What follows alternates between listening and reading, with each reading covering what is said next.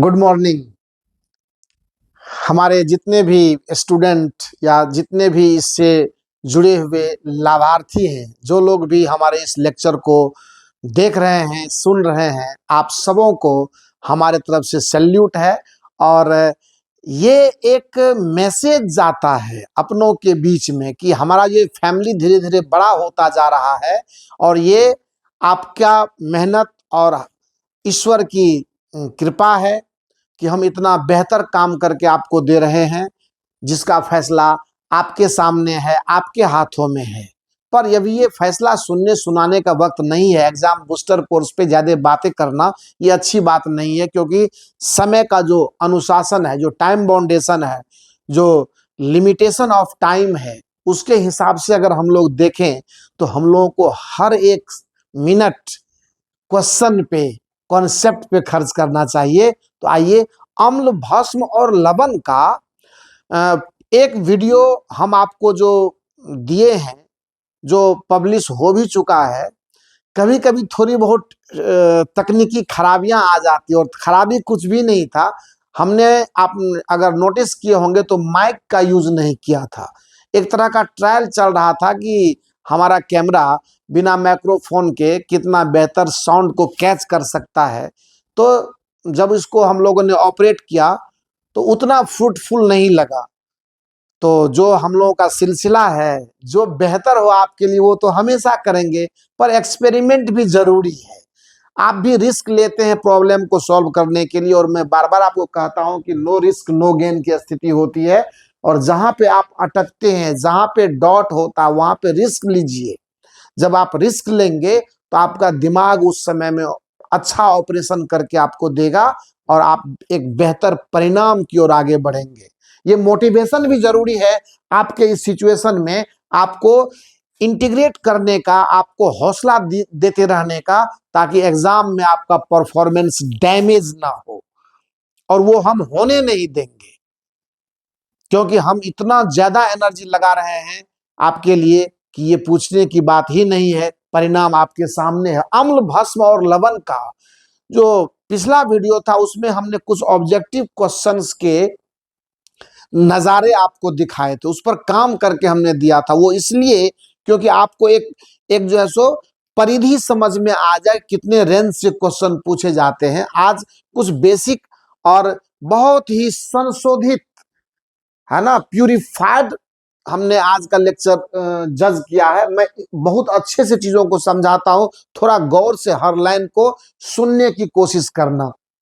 देखिए, अम्ल, भस्म और लवण की क्वालिटी के विषय में हम पिछले वीडियो में लास्ट में कुछ चर्चाएं किया, मैंने कर दिए थे कि दुर्बल अम्ल क्या होता है, प्रबल अम्ल क्या होता है, दुर्बल भस्म क्या होता है, भस्म और क्षार में क्या डिफरेंस है। क्योंकि आपको तो पता है कि वह भस्म जो जल में घुलनशील हो वही क्षार कहलाता है। अंग्रेजी वर्ड में भी भस्म की अंग्रेजी बेस होती है और क्षार की अंग्रेजी अल्कली होती है। तो ये सब ध्यान देने वाली बात है, कॉमन है। अभी तो आप फाइनल स्टेज में है, तो ये सब चीज आपको बिल्कुल अपडेट हो गया होगा। लेकिन अगर नहीं हुआ है तो ऐसे बच्चों के लिए, ऐसे दोस्तों के लिए ये जरूरी है बताना, क्योंकि क्या पता, तो वो कहते हैं ना, ना जाने किस रूप में नारायण मिल जाए। तो मिल जाता है, कौन सा क्वेश्चन पूछ देगा, कहां से कॉन्सेप्ट आपको खींच लेगा। तो मेहनत ऐसा हो जहां से आंसर आए, जहां से क्वेश्चन बने हमारे पेट में। और ये क्वेश्चन बहुत बड़े एग्जामिनेशन में, इंटरव्यू में पूछा गया था, तब से मुझे याद है, और ये बात बहुत पुरानी है। हमारे पेट में आमाशय में ही होता है, HCl का स्राव होता है, मतलब हाइड्रोक्लोरिक अम्ल का। यह एक प्रबल अम्ल है, ये बात आपको बता चुके हैं। टूथपेस्ट जो हम लोग ब्रशिंग करते हैं सुबह सुबह, तो ये भास्मिक या क्षारीय स्वभाव का होता है, क्योंकि रात भर हमारे मुंह में एसिडिटी आ जाती है, उसके चलते मुंह से गंध वगैरह आता है। तो टूथपेस्ट को इस तरह से डिजाइन किया जाता है ताकि जब आप ब्रश करते हैं तो आपके मुंह के अंदर की एसिडिटी को वो समाप्त कर देता है। सो ये नोटिस करने वाली बात है, लोग इस पर ध्यान नहीं देते हैं। हमारे पेट में HCl अम्ल, टूथपेस्ट का क्या होता है, वो भास्मिक या क्षारीय होता है। लिटमस पत्र को ये क्वेश्चन बोर्ड में पूछा जा चुका है, लेकिन एक चीज इसमें है जो पूछने की संभावना है। मतलब क्या, आपको कल के वीडियो में यानी इससे पहले वाले वीडियो में हमने इस क्वेश्चन को डील किया हुआ और बोर्ड में ये पूछा गया है, कौन सा सेशन में, वो आप वहां से देख लेंगे। लिटमस पत्र को थैलोफाइटा वर्ग के लाइकेन से प्राप्त करते हैं। वहां पर क्वेश्चन था कि लिटमस पत्र को कहां से प्राप्त करते हैं, तो लाइकेन से करते हैं। अच्छी बात है, पर अगर ये पूछा जाए कि लाइकेन किस वर्ग का है, तो याद रखना है कि ये थैलोफाइटा वर्ग का है। तो इसको पूछने की संभावना है। और ये तो अगर पूछ दिया है तो रिपीट तो कर सकता है, लेकिन हो सकता है ना करे, पर अगर ये ना करेगा तो ये पूछ सकता है। इस तरह के क्वेश्चन बिल्कुल अंदर से निकाला है मैंने, ताकि आपको आंसर मिल सके और आप क्वेश्चन को करके आए से प्राप्त करते हैं। अब देखिए, लिटमस पेपर पर लेकर के बहुत सी कहानी है, ध्यान से सुनेंगे मेरी बात को। लिटमस पत्र अम्लीय विलयन में लाल रंग का होता है। लिटमस पत्र अम्लीय विलयन में लाल रंग का होता है। लिटमस पत्र अम्लीय विलयन में लाल रंग का होता है। लिटमस पत्र क्षारीय विलयन में नीले रंग का होता है। लिटमस पत्र क्षारीय विलयन में नीले रंग का होता है। लाल लिटमस नीला हो जाए, अगर लाल लिटमस पत्र नीला हो जाए तो इसका मतलब आपका विलयन क्षारीय है। लाल लिटमस अगर नीला हो जाए तो आपका विलयन क्षारीय है, लेकिन नीला लिटमस अगर लाल हो जाए तो आपका विलयन अम्लीय है। ये नोटिस करने की बात है। लिटमस पेपर पर क्वेश्चन अक्सर आते हैं।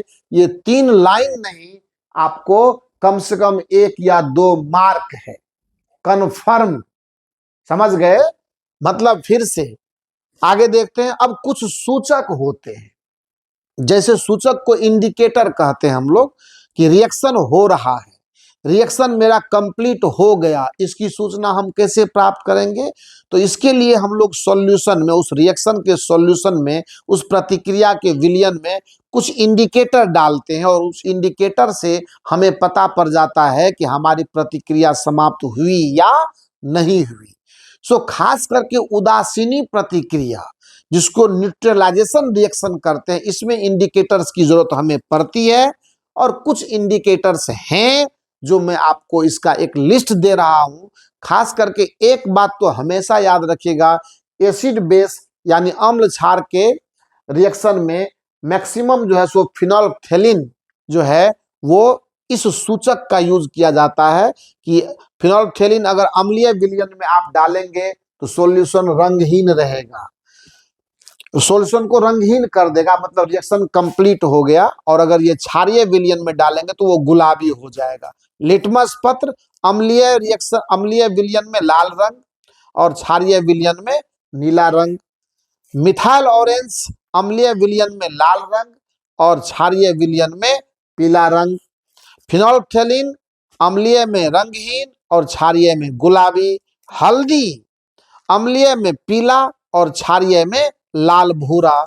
और चुकंदर लाल बैंगनी अम्लीय में और पीला क्षारीय में। इस सूचक से भी क्वेश्चन आने की संभावना रहती है, इसमें कतई कोई संदेह की बात नहीं है। इसीलिए इस पर भी गौर फरमाना बहुत जरूरी है। इसको ध्यान में रखेंगे और इसको रट लेंगे सीधा, अगर बहुत ज्यादा दिमाग नहीं, क्योंकि अभी तो बहुत एनालिसिस करने का टाइम अपन के पास है नहीं, तो उसके हिसाब से काम करना है, टाइम के हिसाब से काम करना है कि मिनिमम टाइम मैक्सिमम अचीवमेंट। लगा दो एकदम पूरा, रटते चलो, जहां पर भी लगे कि ये समझ में थोड़ी आने में दिक्कत कर रही है, अभी समझने का टाइम अब नहीं है, अभी एग्जामिनेशन में परफॉर्मेंस देने का टाइम है, तो उसके हिसाब से। अब एक अच्छी चीज मैं आपको बता रहा हूं, बहुत कम मेहनत में बहुत बड़ा चीज आप कर लेंगे। देखिए, धातु की क्रियाशीलता, क्योंकि हम अम्ल भस्म और लवण चैप्टर को पढ़ रहे हैं, तो मेटल के साथ, तो कभी मेटल के ऑक्साइड के साथ, इस तरह से बहुत सारा सिलसिला अपने पास आता रहेगा। तो उसके पूरे चक्कर में फंसने की जरूरत अभी नहीं है। बिल्कुल सेलेक्टिव वे में आपको एक मोटे तौर पर मैं बता रहा हूं, मैं कुछ चीजें और बता दूंगा आपको। धातु की क्रियाशीलता की एक श्रेणी है, पूरा आपको याद रहे तो ठीक है, पर याद करने की कोई जरूरत नहीं है, इतना ज्यादा आपको ये नहीं, पर इतना समझना है क्योंकि ये लिस्ट है तो मैंने आपको दे दिया है। ऊपर से आप ध्यान दीजिए कि सबसे ऊपर पोटेशियम है, कैल्शियम है, सोडियम है, मैग्नीशियम है, एल्युमिनियम है, जिंक है, फेरस है, टीन है और लेड है। और यहाँ हाइड्रोजन एक एक एक मतलब मानक के तौर पर लिया गया है। हाइड्रोजन को कहा गया कि हाइड्रोजन से ऊपर, ध्यान से सुनना है, मैं 2-3 बार बोल देता हूं, हाइड्रोजन से ऊपर जैसे जैसे आप चलते चले, सभी ये मेटल्स है, सभी धातु, हाइड्रोजन से जो धातु जितनी दूर है वो उतना ज्यादा क्रियाशील है, उतना ज्यादा रिएक्टिव है। अगर मैं सोडियम मैग्नीशियम में कंपैरिजन करूं तो सोडियम ज्यादा एक्टिव है, मैग्नीशियम उससे कम है। अगर मैं कैल्शियम और एल्युमिनियम में बात करूं तो कैल्शियम एक्टिव है और ये क्या एल्युमिनियम उससे कम एक्टिव है, रिएक्टिव है। सबसे अधिक क्रियाशीलता यानी सबसे ज्यादा रिएक्टिव पोटेशियम होता है। जैसे ही इसको रिएक्शन में डालते हैं वो तुरंत रिएक्ट करना शुरू कर देता है। तो कहा गया कि हाइड्रोजन के ऊपर, इससे जितनी दूर तक आप क्रियाशीलता की श्रेणी में जाएंगे वो उतना ज्यादा रिएक्टिव मेटल यानी प्रतिक्रियाशील या क्रियाशील धातु माना जाएगा।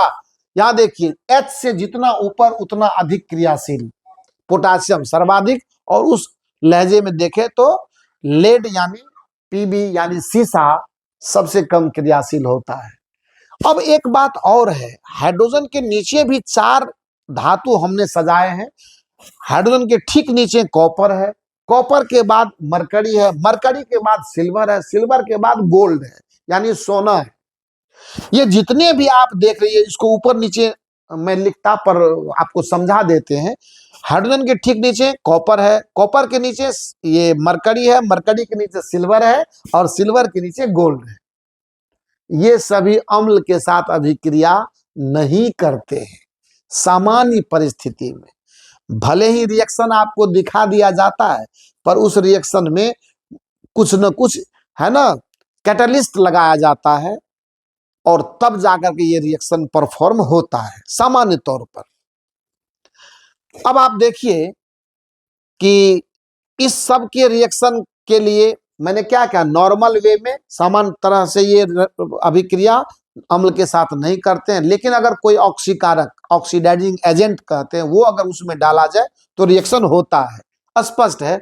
H से नीचे के धातु बिना ऑक्सीकारक के अम्ल से अभिक्रिया नहीं करते। आपको एक चीज बता दूं मैं, HNO3 जिसको नाइट्रिक अम्ल आप कहते हैं, नाइट्रिक अम्ल अपने आप में ऑक्सीडाइजिंग एजेंट का काम करता है, इसीलिए उसके साथ ये रिएक्शन कर लेगा, ठीक है। तो इसके लिए आप चिंता नहीं करेंगे कि जो बात बताई गई, कुछ रिएक्शन मैंने यहां पर लिखा है, थोड़ा इसको ध्यान से समझिएगा। जैसे मैंने क्या कहा, समय की पाबंदी है। धातु के कार्बोनेट और बाइकार्बोनेट को अगर अम्ल के साथ अभिक्रिया करवाया जाता है तो वो कार्बन डाइऑक्साइड गैस रिलीज करता है।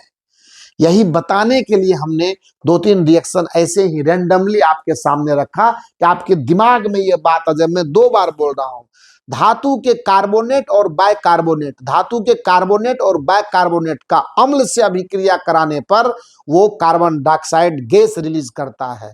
धातु के कार्बोनेट और बाइकार्बोनेट की अभिक्रिया जब अम्ल के साथ कराई जाती है, अम्ल याद रखिएगा, अभी जो भी बातें हम लोग पढ़ रहे हैं सभी प्रबल अम्ल यानी स्ट्रॉन्ग एसिड्स की बात कर रहे हैं, या तो HNO3 या तो H2SO4 या HCl। अभी इसी रेंज में हम लोग को घूमना है, वीक एसिड्स में नहीं जाएंगे क्योंकि ऑर्गेनिक एसिड जितने भी होते हैं, कार्बनिक अम्ल जिसको कार्बोक्सिलिक एसिड्स भी कहते हैं, जो आपने कार्बन यौगिक चैप्टर में ऑलरेडी देखा हुआ है, वो उसकी चर्चा अभी फिलहाल नहीं करते। हम लोग इधर फ्री स्टाइल में हम लोग बहुत ही रोचक चैप्टर पढ़ रहे हैं, इसीलिए कचरा करने की जरूरत नहीं है। धातु के कार्बोनेट और बाइकार्बोनेट की अभिक्रिया जब अम्ल के साथ होती है तो कार्बन डाइऑक्साइड गैस रिलीज होता है। देखिए ध्यान से, ये क्या है, सोडियम बाइकार्बोनेट। ये क्या है, सोडियम बाइकार्बोनेट। ये क्या होता है, खाने वाला सोडा है ना, है। NaCO3 को जब HCl से अभिक्रिया करवाएंगे तो NaCl, ये खाने वाला नमक है, साधारण नमक इसी को बोलते हैं, और H2O तो निकलेगा और साथ में ये कार्बन डाइऑक्साइड गैस रिलीज करेगा। फिर उसी तरह से देखिए जिंक कार्बोनेट, वाह, जिंक कार्बोनेट का जब H2SO4 के साथ अभिक्रिया करवाएंगे तो जिंक का सल्फेट बनाएगा और कार्बन डाइऑक्साइड, जल तो बनता है वो अलग चीज है, पर कार्बन डाइऑक्साइड गैस ये रिलीज करेगा। तो बहुत ज्यादा उदाहरण में जाने की जरूरत नहीं है, आप चीजों को समझिए, सिर्फ समझ लीजिए कि धातु के कार्बोनेट या बाइकार्बोनेट की अभिक्रिया जब अम्ल से होती है तो कार्बन डाइऑक्साइड गैस, और जब रिएक्शन परफॉर्म करने के लिए कहेगा तो फट से वो लिख दीजिएगा, 2 मार्क आपको फ्री में मिल जाएगा। फिर देखिए कैल्शियम हाइड्रोक्साइड, ये थोड़ा सा स्पेशल है। कैल्शियम हाइड्रोक्साइड को ही हम लोग भखरा चूना कहते हैं। ये इसका जब कार्बन डाइऑक्साइड के साथ अभिक्रिया करवा, मतलब भखरा चूना में जब कार्बन डाइऑक्साइड गैस आप डालिएगा तो वो कैल्शियम कार्बोनेट बनाएगा और इसका कलर जो है वो दूधिया होता है। इसका कलर कैसा होता है? दूधिया अवक्षेप, एक तरह से है ये दूधिया अवक्षेप, और साथ में जल आए तो जल की कोई बात नहीं, मेन आपको कैल्शियम कार्बोनेट का कलर दूधिया होता है, मिल्की जिसको बोलते हैं, और ये एक तरह से प्रेसिपिटेट बन करके, अवक्षेप बन करके सॉल्यूशन पर आ जाता है। सबसे बेहतर चीज पीएच स्केल, इसको लेकर के बहुत बच्चों के मन में व्याकुलता रहती है, उत्सुकता रहती है कि पीएच स्केल को समझेंगे। पीएच स्केल भैया अच्छी चीज है, पर मैं 2-3 बातें पीएच स्केल के विषय में आपको जरूर बताना चाहूंगा कि पीएच स्केल जो है वो एक तरह का एसिडिक या अम्लीय या क्षारीय विलयन के स्वभाव को मापने के लिए तैयार किया गया है। पीएच स्केल क्या है, आइए इसको आप चाहे तो स्क्रीनशॉट ले सकते हैं, बेशक मैं इसको इरेज करता हूं ताकि पीएच स्केल पर थोड़ी और चर्चा ढंग से मैं आपको थोड़ा ढंग से समझा लूं इसको। सबसे पहले देखिए, एक चीज तो समझना है कि चाहे सॉल्यूशन यानी विलयन हमारा अम्लीय हो या विलयन हमारा क्षारीय हो, उसमें आपको तो मालूम है कि अम्ल और क्षार की जब अभिक्रिया कराते हैं तो लवण और जल बनता है। अम्ल और क्षार जब आपस में प्रतिक्रिया करते हैं तो क्या बनता है? लवण और जल बनता है। ये एकदम बिल्कुल आपको कल 2 बार 3 बार इस पर हमने बात किया था। पीएच स्केल क्या है? यह हर हमेशा, क्योंकि अम्लीय और क्षारीय विलयन है अगर हमारा, तो आपको तो मालूम है कि अम्ल है तो हाइड्रोजन आयन की सांद्रता दिखाएगा। आपको तो बोले हुए थे कि जो भी हमारा एसिड है, अगर H2SO4 हमारे पास है तो ये ट्वाइस H प्लस और प्लस SO4 माइनस माइनस में, ये पहचान है सॉल्यूशन में। अगर ये मौजूद है, हाइड्रोजन आयन की सांद्रता अगर मौजूद है, यानी H प्लस आयन अगर अवेलेबल है, इसका मतलब सॉल्यूशन में एसिड का इफेक्ट है और निश्चित रूप से है। लेकिन अगर हमारे सॉल्यूशन में कुछ इस तरह का मामला बनता है, यह भी चर्चा कल हमने किया था, सोडियम आयन और प्लस हाइड्रोक्सिल आयन जिसको माइनस OH माइनस बोलते हैं, तो ये बताता है कि उस विलयन में, अब देखिए बहुत ही बेहतर चीज है, ये समझिएगा थोड़ा सा, उस विलयन में क्षारीयता मौजूद है। उस विलयन में क्या है मौजूद? क्षारीयता। अब चलिए दोनों के प्रतिक्रिया पर बात करते हैं। अगर अम्ल की मात्रा ज्यादा होगी उस विलयन में, तो जाहिर सी बात है, सपोज कीजिए कि हाइड्रोजन आयन की सांद्रता उस विलयन में ज्यादा है और hydroxyl ion OH minus ion की सांद्रता उस विलयन में कम है, तो क्या होगा? प्रभाव किसका रहेगा? अम्ल का रहेगा ना। तो यही कारण है कि वह विलयन हमारा ओवरऑल अम्लीय है कि ओवरऑल क्षारीय है। इस बात की पहचान करने के लिए हम लोग H आयन की सांद्रता को स्टैंडर्ड यानी मानक मान करके चले हैं और उसी के हिसाब से हमने पीएच स्केल डिजाइन किया है। सपोज कीजिए मैं ये कहता हूं कि H आयन की सांद्रता उस विलयन में 10⁻⁻⁴ यूनिट है, जो भी इसका इकाई लीजिए आप। तो फॉर्मूला होता है पीएच वैल्यू लाने का, इसीलिए उसका जो पीएच होगा वो होगा माइनस लॉग और H आयन की सांद्रता डाल करके दिखा देते हैं। माइनस लॉग एच आयन का सांद्रता 10 पर पावर -4 है। ये इधर आएगा तो क्या होगा, माइनस इंटू -4 और log 10 का मान आपको पता ही है कि चूंकि हम लोग 10 का बेस लेकर के चलते हैं, इसका वैल्यू क्या होगा, 1 होगा, यानी ये वैल्यू आ गया 4। और एक स्टैंडर्ड तौर पर देखा गया है कि विलयन में एच आयन और ओ एच आयन की सांद्रता को जो नेट वैल्यू होता है वो 10 पर पावर अंत में 14 पर जाता है, -14 पर जाता है। उसी में बंटवारा होता है कि कितना एसिड का है, कितना बेस का है। समझ गए बात को? तो आप देख रहे हो ना, 1 से लेकर के पीएच स्कोर 14 तक गया हुआ है। अगर सॉल्यूशन की सांद्रता 10 पर पावर -7 है, इसका मतलब है कि 7 और 7 14, 14 हिस्सों में, यानी 7 एसिड की तरफ और 7 बेस की तरफ, यानी वो सॉल्यूशन ये कह रहा है कि सॉल्यूशन इस विलयन में जितना एसिड है उतना ही बेस भी है, इसीलिए दोनों की सांद्रता बैलेंस है, तो वो सॉल्यूशन न्यूट्रल यानी उदासीन कहलाता है। उस सॉल्यूशन में न तो आपको अम्लीय स्वभाव दिखेगा और न क्षारीय स्वभाव दिखेगा, वो बैलेंस कर लेता है। एसिड बेस दोनों का जो सांद्रता है वो एक बराबर होने से दोनों एक दूसरे को बैलेंस कर लेता है। अगर मैं सॉल्यूशन की सांद्रता को 10 पर पावर -13 देखता हूं OH के मामले में, इसका मतलब क्या हो गया, पीएच वैल्यू चला गया 13 पर। 10 का जो माइनस पावर रहेगा उतना ही पीएच का वैल्यू आएगा। जब 13 चला गया, इसका मतलब क्या हुआ, OH माइनस आयन की सांद्रता उस सॉल्यूशन में 13 है, मतलब सॉल्यूशन भयंकर क्षारीय है। यानी 7 के ऊपर जाइए तो क्षारीयता स्वभाव दिखाएगा, 7 के नीचे आएंगे तो अम्लीय स्वभाव दिखाएगा, और जब 7 पर रहेगा तो उदासीन दिखाएगा। बस इतना ही दिमाग लगाना है, बहुत ज्यादा दिमाग उसमें लगाने की जरूरत नहीं है। और इसके आधार पर पीएच के कुछ चुने हुए, सबको रटने की जरूरत नहीं है।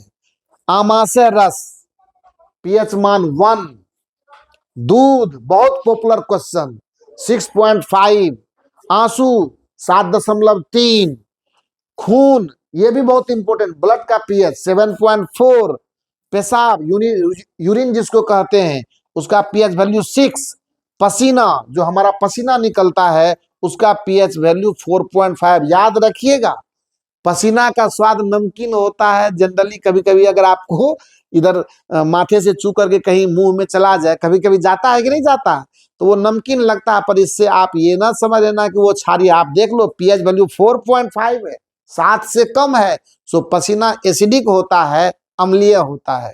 और शुद्ध जल इसका पीएच तो 7, यानी ये उदासीन यानी न्यूट्रल होता है। तो कुल मिलाकर के आज के इस वीडियो में, वीडियो का लेंथ छोटा हो बड़ा हो वो मैटर नहीं करता है, आप बोर न हो, आपको बहुत ही तथ्य वाली चीजें डिस्कस किया गया है, बहुत ही तथ्य वाली चीजें।